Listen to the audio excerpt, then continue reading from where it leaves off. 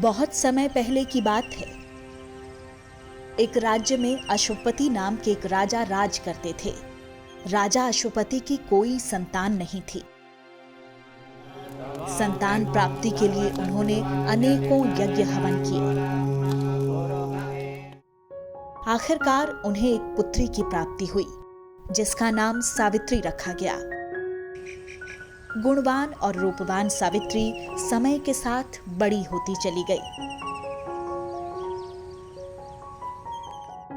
जब वो विवाह की उम्र तक पहुंची तो राजा अश्वपति ने सावित्री को अपना मनपसंद वर चुनने की अनुमति दी। सावित्री चंद सैनिकों के साथ अपने वर की तलाश में निकल पड़ी। जिस वक्त सावित्री का काफिला जंगल से गुजर रहा था, तब उनकी निगाह सत्यवान पर पड़ी और सत्यवान लकड़ियां काट रहे थे। सावित्री ने जैसे ही सत्यवान को देखा, वो बस उन्हें देखती ही रह गई और मन ही मन सावित्री ने सत्यवान को अपना पति मान लिया। सावित्री को सैनिकों से पता चला कि सत्यवान के पिता पूर्व में शल्व देश के शासक थे और एक युद्ध में उनकी दृष्टि और राजपाट सब चला गया। सावित्री जंगल से लौट आई और जंगल की सारी बातें अपने पिता को बताई। जिस वक्त सावित्री पिता से बात कर रही थी, तभी वहां नारद जी अवतरित हुए। नारायण नारायण। हे राजन, सावित्री ने जिस नौजवान को अपना वर चुना है वो अल्पायु है। उनका जीवन सिर्फ 1 साल और बचा है। ये सुनकर राजा अश्वपति ने सावित्री को समझाया, मगर सावित्री ने कहा कि मैं अब उन्हें अपने पति रूप में स्वीकार कर चुकी हूँ। अब आप मेरा विवाह उनसे करवा दीजिए। पिता अपनी पुत्री की जिद के आगे टूट गया। सत्यवान और सावित्री का विवाह हुआ। विवाह के पश्चात अपनी रफ्तार में समय बीतता चला गया। आखिर सावित्री के जीवन में वो दिन भी आ गया जिसके लिए नारद जी ने सावित्री को आगाह किया था। उस दिन सावित्री ने व्रत रखा और उनके साथ जंगल गई। जंगल में जब सत्यवान लकड़ी काट रहे थे, तभी उन्हें चक्कर आए और उनकी सांसें थम गई। सावित्री ने उन्हें एक वट वृक्ष के नीचे लेटा दिया। तभी वहां सत्यवान की आत्मा को लेने के लिए यमराज आ गए और सत्यवान की आत्मा को अपने साथ ले जाने लगे।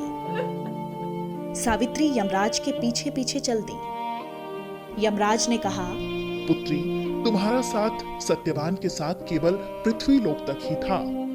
इस पर सावित्री ने जवाब दिया, जहाँ मेरे पति रहेंगे, मुझे उनके साथ रहना है। यही पत्नी धर्म है। सावित्री का ये उत्तर सुनकर यमराज बड़े प्रसन्न हुए। उन्होंने सावित्री को एक वरदान मांगने के लिए कहा। सावित्री, अपने पति के बदले मुझसे कोई और वरदान मांग लो। तब सावित्री ने सास ससुर के लिए नेत्र ज्योति मांगी। यमराज तथास्तु कहकर चल दिए। सावित्री फिर से उनके पीछे चल दी। यमराज ने सावित्री को देखा और कहा, पुत्री, अब क्यों मेरे पीछे आ रही हो?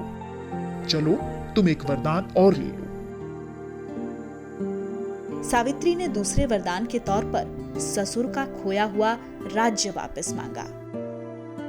यमराज ने फिर से तथास्तु कहा और आगे चल दिए।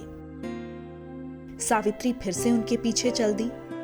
यमराज ने जैसे ही फिर से सावित्री को पीछे आते देखा, पुत्री, अब क्यों मेरे पीछे आ रही हो?